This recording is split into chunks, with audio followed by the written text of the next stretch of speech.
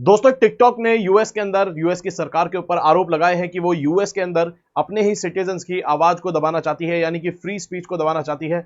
170 million यानी कि लगभग 17 करोड़ यूएस के सिटीजन्स की फ्री स्पीच को दबाने की कोशिश यूएस की गवर्नमेंट कर रही है। ऐसे आरोप टिकटॉक ने लगाए हैं यूएस की गवर्नमेंट के ऊपर। ऐसा इसलिए क्योंकि यहां पर यूएस की जो गवर्नमेंट है वो एक कानून पास कर रही है, उसने कानून पास कर दिया है जिसके अंदर टिकटॉक को या तो बैन किया जा सकता है या फिर यह बात कही गई है कि यूएस के अंदर किसी कंपनी को टिकटॉक जो है अपने आप को बेच दे। ऐसे में देखते हैं पूरा मामला क्या है, क्या आर्ग्यूमेंट्स यहां पर है, क्योंकि टिकटॉक ने इस पूरे मामले के अंदर जो ये कानून है इसको कोर्ट के अंदर उसको चैलेंज कर दिया है। और देखते हैं क्या आर्ग्यूमेंट्स टिकटॉक ने यहां पर रखे हैं, पूरा मामला देखते हैं। नमस्कार दोस्तों, मेरा नाम है सुमित और आप हैं मेरे साथ let's crack UPSC CSE academy में। देखते हैं कि आखिर पूरा मामला क्या है।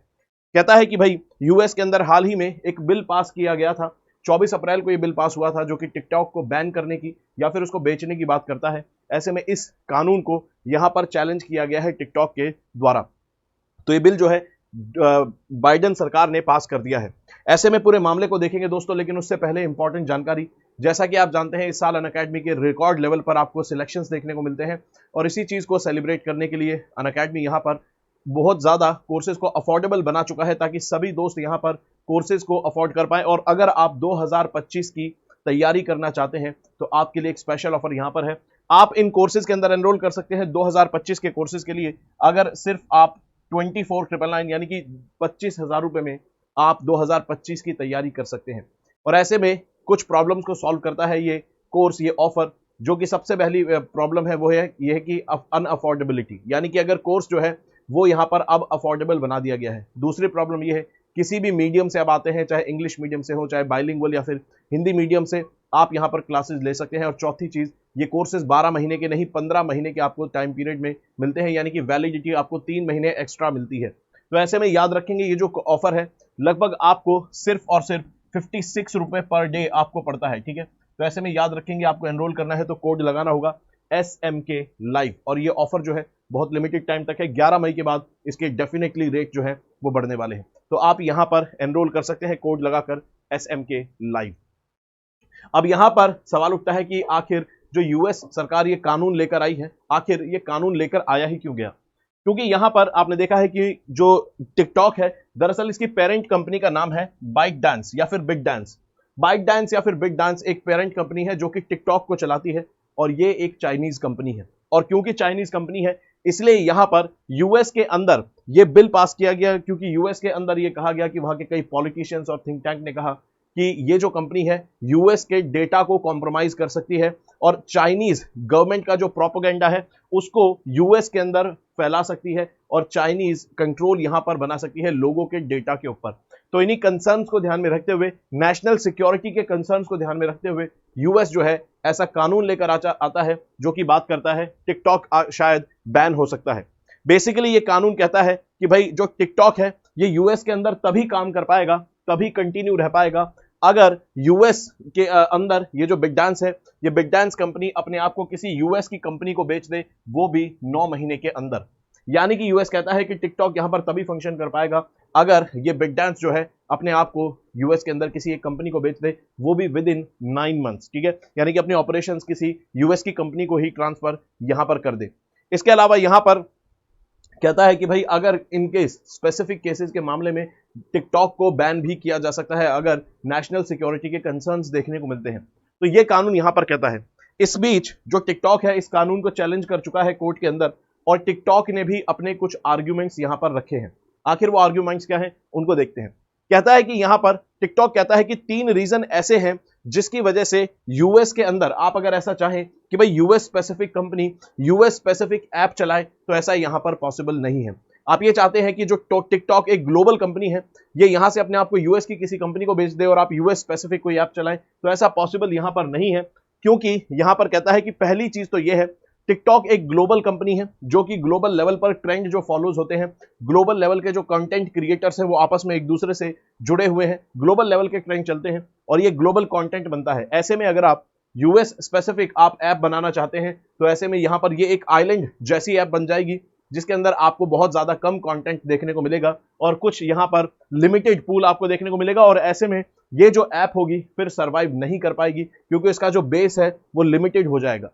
दूसरा आर्ग्यूमेंट टिकटॉक यहां पर देता है कि इस कानून के खिलाफ में, वो ये कहता है कि भाई इस कंपनी का, इस जो ऐप है, टिकटॉक जो ऐप है, इसका जो सोर्स कोड है, यानी कि जो प्रोग्रामिंग की लैंग्वेज है, ये जो भी ऐप बनती है उसकी प्रोग्रामिंग की लैंग्वेज होती है और उसको हम कहते हैं सोर्स कोड।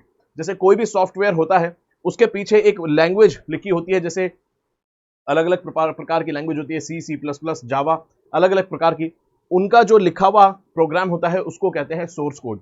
तो कहता है जिस प्रोग्राम के अंदर यहां पर लिखी गई है टिकटॉक, यानी कि जो सोर्स कोड है टिकटॉक का, अगर आप उसको यहां पर देते हैं किसी कंपनी को यूएस के अंदर चलाने के लिए, तो ऐसे में जो जिस कंपनी को भी आप देंगे यूएस के अंदर सोर्स कोड और टिकटॉक को चलाने के लिए, तो ऐसे में वो कंपनी इन एक्सपीरियंस होगी, उसको एक्सपीरियंस नहीं है। और ऐसे में आप टिकटॉक जो एक बहुत बड़ी कंपनी बन चुकी है, ग्लोबल लेवल पर वो इसके एप्स चलते हैं, ग्लोबल लेवल पर ट्रेंड्स चलते हैं, तो ऐसे में उस ऐप को मैनेज करना बहुत मुश्किल होगा ऐसे लोगों के लिए जो इन एक्सपीरियंस है, या फिर किसी नई कंपनी को अगर आप दे देते हैं। और वो भी कब, जब आप बात करते हैं कि यहां पर सिर्फ 9 महीने में ही आपको ये सब करना है। तो टिकटॉक कहता है 9 महीने में पॉसिबल नहीं है कि ऐप का सोर्स कोड आप किसी को ट्रांसफर कर दें और वो लोग इस ऐप को सही से चला पाए, ठीक है। तो इसलिए कहता है कि कोई ऑपरेशनल रिलेशन यहां पर देखने को नहीं मिलता है, ठीक है। उसके अलावा तीसरा आर्ग्यूमेंट जो टिकटॉक देता है, वो कहता है कि भाई यहां पर सबसे इंपॉर्टेंट जो चीज है यहां पर वो ये है कि जो एक रिकमेंडेशन इंजन, एक सॉफ्टवेयर आपको देखने को मिलेगा टिकटॉक के अंदर जो होता है, वो सबसे क्रूशियल चीज होती है टिकटॉक की। जब आप टिकटॉक को चलाते हैं या इंस्टाग्राम पर अगर आप रील्स स्क्रॉल करते हैं, तो आप देखते हैं एक रील आप स्क्रॉल करते हैं तो उसके जैसी कई सारी रील्स आपको आने लग जाती हैं रिकमेंडेशन में। जैसे कि अगर आपने फूड व्लॉगिंग की देखी तो आपको फूड से रिलेटेड आएगी, एंटरटेनमेंट देखी तो एंटरटेनमेंट से रिलेटेड आएगी, एजुकेशनल रील देखी तो एजुकेशनल कंटेंट आने लग जाएगा। तो रील्स जो आपको सजेस्ट होती हैं वो एक बहुत सोफिस्टिकेटेड सॉफ्टवेयर के द्वारा सजेस्ट होती हैं। वो सॉफ्टवेयर नजर बनाए रखता है कि आपकी चॉइसेस क्या है, प्रेफरेंसेस क्या है, आपको क्या पसंद आ रहा है, क्या पसंद नहीं आ रहा, और वो जो आपको रिकमेंडेशंस आती हैं वही डिसाइड करती हैं कि आप ऐप में कितना एंगेज होंगे, आप ऐप को कितना यूज करेंगे। ऐसे में टिकटॉक का यहां पर जो रिकमेंडेशन इंजन है वो काफी ज्यादा स्ट्रॉन्ग और काफी ज्यादा सोफिस्टिकेटेड है, जो कि बहुत ज्यादा कस्टमाइज्ड रिकमेंडेशंस यूजर्स को देता है। तो ऐसे में कहता है कि यहां पर जो रिकमेंडेशन इंजन है, ये जो टिकटॉक का रिकमेंडेशन इंजन है, यही इसकी सबसे कोर चीज है इस पूरी टिकटॉक ऐप की। और ऐसे में अगर आपको ये जो खास प्रकार से, क्योंकि ये जो इंजन है, ये जो सॉफ्टवेयर है रिकमेंडेशन इंजन, ये एक सॉफ्टवेयर है जो कि खास प्रकार के लिए टिकटॉक के लिए ही बनाया गया था और टिकटॉक की एक तरह से एक क्रिएटिविटी है। तो ऐसे में यहां पर ये टिकटॉक की प्रोप्राइटरी है और टिकटॉक क्योंकि एक चाइनीज कंपनी है, टिकटॉक यानी कि बिग डांस एक चाइनीज कंपनी है जिसकी ऐप टिकटॉक है। तो अगर आपको बिग डांस से और टिकटॉक से अगर आपको रिकमेंडेशन इंजन लेना होगा यूएस के लिए, यूएस के अंदर ऐप चलाने के लिए, तो फिर आपको यहां पर चाइनीज गवर्नमेंट की जरूरत पड़ेगी, क्योंकि भाई चाइनीज कंपनी की प्रोप्राइटरी है, चाइनीज कंपनी का खुद की इन्वेंशन है, उनके द्वारा बनाया गया सॉफ्टवेयर है, तो उनकी क्रिएटिविटी है। ऐसे में आपको चाइनीज कानूनों के हिसाब से चाइनीज गवर्नमेंट की अनुमति आपको लेनी होगी, तब जाके आप यहां पर ये अक्वायर कर पाएंगे रिकमेंडेशन इंजन, और फिर उस हिसाब से आपका टिकटॉक यूएस में काम कर पाएगा। लेकिन ये चीज यहां पर आपको देखने को मिलेगा कि भाई चाइनीज गवर्नमेंट से आपको डील करना पड़ेगा। तो यहां पर ये सारी चीजें, ये आर्ग्यूमेंट यहां पर दिए हैं टिकटॉक ने कि भाई यूएस के अंदर आप अलग से अपना टिकटॉक बनाना चाहते हैं तो वो फीजिबल नहीं हो सकता है इन 3 आर्ग्यूमेंट्स की वजह से। इसके अलावा टिकटॉक कहता है कि हमारे साथ जो है थोड़ा डिफरेंशियल ट्रीटमेंट यहां पर किया जा रहा है, हमारे साथ यहां पर भेदभाव जैसा ट्रीटमेंट किया जा रहा है, क्योंकि भाई यहां पर कहता है कि टिकटॉक कि हम ऑलरेडी जो है डेटा सिक्योरिटी को लेकर कंसर्न है और हम डेटा सिक्योरिटी के रिस्पेक्ट में यूएस के अंदर काम कर रहे हैं और अपनी ही तरफ से हम यहां पर ऐसी पॉलिसीज अपना रहे हैं। टिकटॉक कहता है कि इन्होंने नेशनल सिक्योरिटी अग्रीमेंट साइन करा था, नेशनल सिक्योरिटी अग्रीमेंट नेगोशिएट करा था US committee on foreign investment in the United states के साथ। तो यूएस का आप ये देख सकते हैं, ये बॉडी है जिसके साथ टिकटॉक ने एक नेशनल सिक्योरिटी अग्रीमेंट साइन करा, और इसके तहत यहां पर ये कहता है टिकटॉक कि हम ऑलरेडी काफी ज्यादा रोबस्ट ऐसे तरीके अपना रहे हैं डेटा सिक्योरिटी को लेकर, जो कि यूएस के अंदर बाकी कंपनीज भी नहीं अपनाती हैं। उससे भी ज्यादा हम यहां पर स्ट्रिक्ट मेजर्स लेते हैं डेटा प्रोटेक्शन के लिए, जो कि इनके ऊपर आरोप लगाए जाते हैं यूएस के द्वारा कि ये लोग डेटा कॉम्प्रोमाइज कर देंगे और चाइनीज गवर्नमेंट को डेटा दे देंगे। तो टिकटॉक कहता है कि भाई हम अपनी तरफ से कड़े कदम ऑलरेडी उठा रहे हैं। इवन हम तो यहां पर तैयार हैं कि थर्ड पार्टी वेरिफिकेशन के लिए भी तैयार हैं। इस अग्रीमेंट के तहत टिकटॉक कहता है कि हम तो थर्ड पार्टी अग्रीमेंट के लिए भी, थर्ड पार्टी वेरिफिकेशन के लिए भी तैयार थे। यानी कि आप हमारी थर्ड पार्टी से, किसी कंपनी से या किसी से भी आप मॉनिटरिंग भी करवा लीजिए हमारे डेटा जो पॉलिसीज हैं उसको लेकर। उसके अलावा यहां पर कहता है कि हम ये जो अग्रीमेंट साइन हुआ था, हम इसके कुछ एस्पेक्ट जो है ऑलरेडी इंप्लीमेंट कर चुके हैं और इसके अंदर हम ऑलरेडी $2 बिलियन से ज्यादा खर्च कर चुके हैं। तो कंपनी कहती है हम $2 बिलियन से ज्यादा ऑलरेडी डेटा प्रोटेक्शन के लिए खर्च कर चुके हैं और ऐसे में आप हमें कह रहे हैं कि इस कंपनी को आप यूएस की किसी कंपनी को बेच दीजिए, नहीं तो यहां पर बैन करने की भी संभावना बन सकती है और ऐसे में यहां पर यह पॉसिबल नहीं है। ठीक है, चलिए इसके अलावा यहां पर क्योंकि आरोप लगाए हैं टिकटॉक ने कि यूएस की सरकार इनके साथ भेदभावपूर्ण जो रवैया है वो अपना रही है। कैसे? कहता है कि यहां पर पहली बात, जो कानून पास किया गया है यूएस के अंदर, इसके पीछे किसी प्रकार की कोई स्टडी नहीं की गई है कि टिकटॉक ने किस तरह से यूएस का डेटा जो है अभी तक कॉम्प्रोमाइज किया है, क्या आधार है जिसके आधार पर डेटा कॉम्प्रोमाइज हो सकता है। यहां पर टिकटॉक का कहना है कि हाइपोथेटिकल सिनेरियो बनाकर यहां पर अज्यूम किया गया है, क्योंकि एक चाइनीज कंपनी है तो हो सकता है चाइनीज गवर्नमेंट को डेटा यहां पर जो था कॉम्प्रोमाइज कर दे। लेकिन यहां पर टिकटॉक कहता है कि इस कानून को बनाते वक्त कोई भी लेजिस्लेटिव फाइंडिंग, यानी कि कोई आधार, कोई यहां पर स्टडी सर्वे नहीं किया गया या फिर किसी प्रकार के स्ट्रिक्ट यहां पर चीजें नहीं देखी गई कि कैसा डेटा अभी तक कॉम्प्रोमाइज हुआ है या नहीं हुआ, और ऐसी कोई सर्वे यहां पर नहीं किया गया। बिना किसी सर्वे के यहां पर कानून लेकर आया गया है। उसके अलावा ये जो कानून लेकर आया गया है, कहते हैं ये कानून अंडर इंक्लूसिव है। अंडर इंक्लूसिव मतलब कि ये जो कानून है बस टिकटॉक को और बिग डांस को टारगेट करने के लिए बनाया गया है, क्योंकि इस कानून के अंदर अगर देखें बाकी जो कंपनीज हैं जिनके डेटा को लेकर उनके लिए भी कंसर्न है, बाकी अदर कंपनीज जिनके डेटा में यहां पर सिमिलर जो प्रॉब्लम्स हैं, जैसे अगर आपको लगता है कि भाई टिकटॉक जो है डेटा कॉम्प्रोमाइज कर देगी, ऐसी प्रॉब्लम्स तो अदर जो एप्स हैं, वेबसाइट्स हैं, उनके लिए भी हैं, तो अदर एप्स वो इसमें शामिल नहीं होंगी। उसके अलावा यहां पर जो टिकटॉक है उसके लिए ये जो कानून है ये ओवर इंक्लूसिव है। ओवर इंक्लूसिव मतलब यहां पर किसी भी प्रकार का आधार शो किए, किसी प्रकार का स्टडी सर्वे शो किए बिना बिग डांस के ऊपर ये जो कानून है अप्लाई किया जा रहा है। वहीं पर बाकी जो कंपनी सिमिलर तरह के कंसर्न्स पोज करती है उनके लिए यहां पर ये कानून जो है लेकर नहीं आया गया। ऐसे में यहां पर कहते हैं, तीसरा यहां पर जो आर्ग्यूमेंट है वो ये कहता है कि ये जो कानून लेकर आया गया है ये स्पेसिफिकली सिर्फ टिकटॉक और बिग डांस को टारगेट करता है, क्योंकि ये कानून बिग डांस के ऊपर अपने आप ऑटोमेटिकली ही लागू हो जाता है, जबकि in case of other apps और अदर कंपनीज के मामले में यहां पर आपको प्रेसिडेंशियल ऑर्डर की या डिटर्मिनेशन की जरूरत यहां पर पड़ेगी। तो यहां पर प्रेसिडेंट से आपको अनुमति चाहिए होगी, तब आप यहां पर उन पर कार्रवाई कर सकते हैं और उस पे भी यहां पर आपको कोई पब्लिक रिपोर्ट जारी करनी होगी नेशनल सिक्योरिटी कंसर्न को लेकर।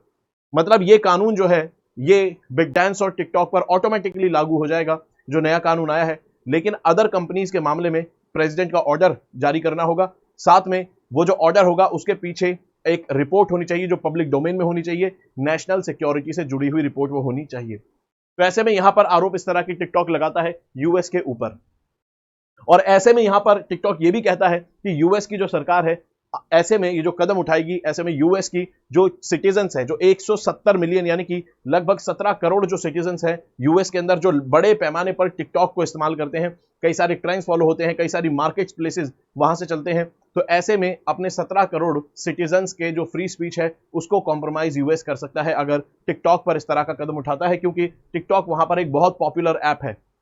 इसके अलावा यहां पर कहता है कि सिर्फ टिकटॉक ये ट्रेंड्स वगैरह और यूजर्स की फ्री स्पीच से ही नहीं जुड़ा हुआ है, बल्कि यहां पर कई सारे बिजनेस, कहता है लगभग 7 मिलियन 70 लाख बिजनेसेस जो हैं वो आपको इस ऐप से जुड़े हुए मिलेंगे। इसके अलावा लगभग $24 बिलियन यूएस की इकोनॉमी में कंट्रीब्यूट करता है बिग डांस एंड टिकटॉक। ये कहना है तो इस तरह से इकोनॉमी को भी नुकसान होगा और फ्री स्पीच को भी नुकसान होगा, कई बिजनेसेस को भी समस्या आएगी, ये कहना है यहां पर टिकटॉक का। इसके अलावा यहां पर अगर बात करें तो टिकटॉक पर कदम उठाए गए हैं, ऐसा पहली बार नहीं है। जब ट्रंप सरकार थी तो डोनाल्ड ट्रंप की सरकार के दौरान भी टिकटॉक को कुछ टारगेट करने के मामले सामने आए थे और टिकटॉक पर कदम उठाए जाएंगे, टिकटॉक को बैन करने की आवाजें उठने लगी थी। और ऐसे में यहां पर उस जमाने में कई इस तरह की कंपनीज जो थी वो आगे आने को तैयार थी कि अगर वो टिकटॉक को यहां से गायब करते हैं यूएस से, तो ऐसे में कई कंपनी टिकटॉक को खरीदने के लिए भी तैयार थी, ठीक है, यूएस के अंदर, जैसे माइक्रोसॉफ्ट उनमें से एक आपको देखने को मिलेगी। अब ये जो पूरा मामला है ये एक बड़े इशू की तरफ इशारा करता है, एक लार्जर पिक्चर की तरफ इशारा करता है। और वो बड़ा इशू क्या है? तो वो बड़ा इशू ये है कि ये एक फॉरेन पॉलिसी का टूल बन गया है कि आप किसी कंट्री को टारगेट करें based on some kind of technologies and softwares and apps.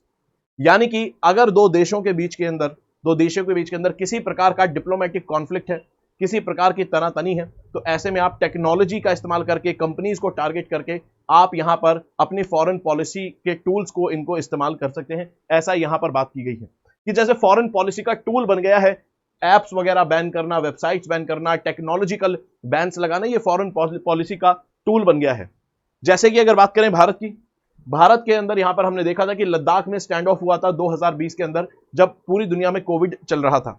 तो कोविड के दौरान लद्दाख में स्टैंड ऑफ होता है इंडिया चाइना का, और ऐसे में इंडिया चाइना आमने सामने आ जाते हैं, और ऐसे में यहां पर भारत भी ऐसा कदम उठाता है जिसमें भारत ने टिकटॉक समेत लगभग 50 के करीब चाइनीज ऐप्स को बैन करा था भारत के अंदर। तो भारत ने भी एक फॉरेन पॉलिसी टूल के रूप में इस्तेमाल करा था ऐप्स को बैन करना, कंपनीज को टारगेट करना। तो यहां पर 2020 में भारत भी ऑलरेडी ये कदम उठा चुका है, और भारत के अंदर जैसा कि आप जानते हैं टिकटॉक समेत कई लगभग 50 से ज्यादा चाइनीज ऐप्स जो है वो बैन है। सरकार ने 2 बार ऐसा करा था, एक बार 50 ऐप्स बैन करी थी, उसके अलावा बाद में फिर दोबारा कुछ ऐप्स को बैन करा था। इसके अलावा यहां पर यह मामला सिर्फ एक कंपनी और ऐप को बैन करने तक का ही नहीं है, यहां पर एक पर्टिकुलर कंपनी को टेक्नोलॉजिकल टूल्स वगैरह एक्सेस ना करने के आधार पर भी यहां पर बैन्स लग चुके हैं पहले। जैसे हुआवे का मामला यहां पर सामने आता है। 2020 का ही वो दौर था जब भारत ने टिकटॉक को बैन करा था, और चाइना के एंटी चाइना सेंटीमेंट पूरी दुनिया में आपको स्ट्रांग देखने को मिलेगा। उस जमाने में यहां पर आप देखिए कि यूएस ने क्या करा था, हुआवे नाम की जो चाइनीज कंपनी थी, जो कि आपको देखने को मिलेगा कि टेक्नोलॉजिकल टूल्स बनाती है, जैसे कि डेटा स्टोर करने के लिए सर्वर्स बनाती है, 5G टेक्नोलॉजी में काम करती है, मोबाइल टावर्स वगैरह उसमें जो इस्तेमाल होने वाले इक्विपमेंट्स हैं वो बनाती है। तो ये एक काफी बड़ी कंपनी थी, जैसे एरिक्सन है, हुआवे है, ये आपको कंपनीज देखने को मिलती हैं। तो हुआवे कंपनी को यूएस क्या करेगा, यूएस की कंपनीज हुआवे को टेक्नोलॉजिकल टूल्स और इक्विपमेंट सप्लाई ना करें, इसके लिए यूएस ने अपनी कंपनीज को कह दिया था कि भाई आप हुआवे जो चाइनीज कंपनी है इसको इक्विपमेंट्स और टूल्स वगैरह जो कंपोनेंट्स हैं टेक्नोलॉजी के, वो आप इनको ट्रांसफर नहीं करेंगे। और ऐसे में यहां पर भारत ने भी ऐसा कदम उठाया था, और ऐसे में देखा गया था जो इंग्लैंड था उसने भी हुआवे के जो प्रोडक्ट्स थे, हुआवे की सर्विसेज लेने से मना कर दिया था, और भारत ने भी हुआवे कंपनी के सर्विसेज और प्रोडक्ट्स को बैन कर दिया था भारत के अंदर कि हम हुआवे से किसी प्रकार का हार्डवेयर यहां पर नहीं लेंगे। ठीक है, तो भारत ने टिकटॉक के साथ साथ हुआवे की जो चीजें थी उनके भी चीजें खरीदने से भारत ने मना कर दिया था। और ऐसे में यहां पर 5G नेटवर्क से जुड़ी हुई, खासतौर पर क्योंकि उस समय 5G नेटवर्क को एक्सपेंड करने पर फोकस था, तो यहां पर यह कहा गया कि भाई हुआवे से जुड़े हुए 5G इक्विपमेंट्स हम नहीं खरीदेंगे। ऐसे में अगर बात करें यहां पर इसका रिजल्ट क्या हुआ, इसका रिजल्ट यह हुआ कि भाई यहां पर कोशिश तो ये की गई थी कि हुआवे कंपनी को नुकसान होगा ऐसा करने से, लेकिन हुआवे कंपनी ने अपनी ही लेवल पर कई कंपोनेंट्स और इक्विपमेंट्स बनाने शुरू कर दिए जब यूएस ने उसको सप्लाई करने से मना कर दिया। जैसे कि यहां पर अपना ही स्मार्टफोन ऑपरेटिंग सिस्टम यहां पर हुआवे ने बना लिया, उसके अलावा खुद की ही फोन जो चिप थी वो डेवलप हुआवे ने कर ली।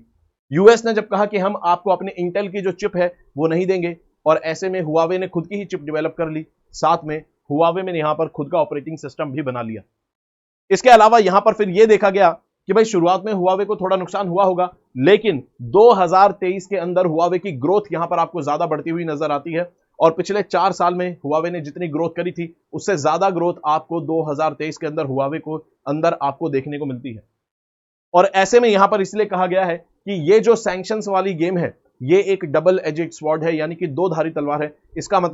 इसका मतलब यह है कि अगर आप किसी कंपनी को बैन करेंगे कि भाई आप उनकी सर्विसेज नहीं लेंगे, या फिर आप उनके ऊपर बैन लगा देंगे कि टेक्नोलॉजिकल टूल्स हम आपको सप्लाई नहीं करेंगे, तो धीरे धीरे वो कंपनी सेल्फ डिपेंडेंट होने लग जाएगी और उसकी डिपेंडेंसी आपसे हटती चली जाएगी। सेम हुआवे के केस में आपको यहां पर देखने को मिलता है।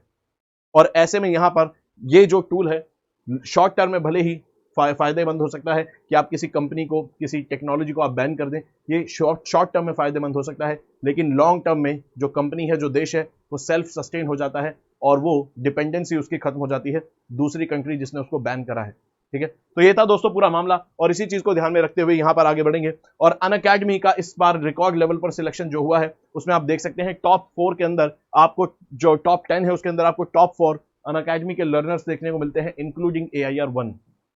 तो आप यहां पर देख सकते हैं। और साथ में याद रखेंगे, इसी चीज को ध्यान में रखते हुए यहां पर जो ऑफर आपको देखने को मिलता है, ये ऑफर लॉन्च किया गया है जिसके अंदर आप सिर्फ 25,000 रुपए में आप यहां पर 2025 की तैयारी कर सकते हैं। और जैसा कि मैंने बताया, सबसे बड़ी प्रॉब्लम अफोर्डेबिलिटी जो होती है उसको सॉल्व करता है। साथ में यहां पर दूसरी प्रॉब्लम की आप किसी भी आपका जो कोई भी मीडियम है उसमें भी आप एनरोल कर सकते हैं। जैसे फॉर एग्जांपल आपको अगर बाइलिंगुअल तरीके से पढ़ना है तो आप यहां पर टॉप एजुकेटर्स के साथ आरंभ बैच में एनरोल कर सकते हैं। इंग्लिश मीडियम में पढ़ना है तो सरमद मेहराज सर और बाकी टॉप एजुकेटर्स की गाइडेंस में आप इंग्लिश मीडियम ट्रायम्फ बैच में एनरोल कर सकते हैं। और अगर आपको हिंदी में तैयारी करनी है तो आप लक्ष्य बैच में हिंदी मीडियम से आप तैयारी कर सकते हैं। और दोस्तों, ये एक बहुत बड़ी प्रॉब्लम होती है स्टूडेंट्स की, क्योंकि मीडियम एक प्रॉब्लम है और ऐसा नहीं है कि आप यहां पर किसी एक पर्टिकुलर मीडियम या कोर्स अगर आप लेते हैं तो बस आप उन्हीं की तैयारी कर सकते हैं। सबसे अच्छी चीज अनअकैडमी के साथ ये जो फ्लेक्सिबिलिटी है यही है। अगर आप मधुकर कोटावे सर के साथ पढ़ना चाहते हैं लक्ष्य बैच के अंदर, लेकिन आपका मन है कि भाई मैं तो इकोनॉमी मुझे मृणाल सर से पढ़नी है, तो मृणाल सर से आप इकोनॉमी पढ़ सकते हैं। अगर आपका मन है कि भाई मुझे सरमद मेहराज सर से पॉलिटी पढ़नी है या फिर मुझे ज्योग्राफी मुकेश झा सर से पढ़नी है, तो आप ऐसे में यहां पर इंग्लिश मीडियम की जो क्लासेस हैं उनको भी अटेंड कर सकते हैं। तो जो टीचर से आपको ज्यादा समझ आता है आप किसी भी टीचर से पढ़ सकते हैं, इररिस्पेक्टिव ऑफ बैच। चाहे आप कोई सा भी कोर्स खरीदें, आप सभी टीचर की क्लासेस का एक्सेस आपको यहां पर मिलता है। तो यहां पर सबसे इंपॉर्टेंट चीज है ये फ्लेक्सिबिलिटी आपको मिलती है अनअकैडमी में, तो आप इसको देख सकते हैं। और 25,000 रुपए में सिर्फ आप 2025 की तैयारी कर सकते हैं। और ऐसे में याद रखेंगे दोस्तों, कोड लगाना होगा SMK लाइव अगर आप इसमें एनरोल करते हैं। और याद रखेंगे सिर्फ 11 मई तक ही ये ऑफर वैलिड है। 11 मई के बाद इसके प्राइसेस बढ़ने वाले हैं, ठीक है। 11 मई के बाद प्राइसेस बढ़ जाएंगे, इसलिए यहां पर लगाएंगे कोड SMK लाइव, ठीक है। इसके अलावा दोस्तों 12 और 26 मई को आपको देखने को मिलता है कि यहां पर ऑल इंडिया लेवल का मॉक टेस्ट होने वाला है। 12 और 26 मई को जैसे बिल्कुल एग्जाम होता है, बिल्कुल एग्जाम के फॉर्मेट में सुबह 9:30 बजे और फिर 2:30 बजे सीसैट का पेपर होगा, सुबह 9:30 बजे GS का पेपर होगा। एकदम एग्जाम के फॉर्मेट में हाई क्वालिटी क्वेश्चंस आपको देखने को मिलेंगे। तो अपने आप को टेस्ट करने के लिए भी, आप नॉलेज बढ़ाने के लिए भी आप यहां पर एनरोल कर सकते हैं। कोड लगाना होगा दोस्तों SMK लाइव, और ये बिल्कुल फ्री टेस्ट है, फ्री एनरोलमेंट है, तो जरूर जुड़ेंगे, अपने आसपास के दोस्तों को भी यहां पर बताएंगे, ठीक है। चलिए, तो मिलते हैं दोस्तों, ये था पूरा मामला। मिलते हैं नेक्स्ट क्लास के अंदर। अगर वीडियो अच्छी लगी तो वीडियो को लाइक करेंगे, चैनल को सब्सक्राइब करेंगे। पढ़ते रहेंगे दोस्तों, अपना ख्याल रखेंगे। जय हिंद दोस्तों।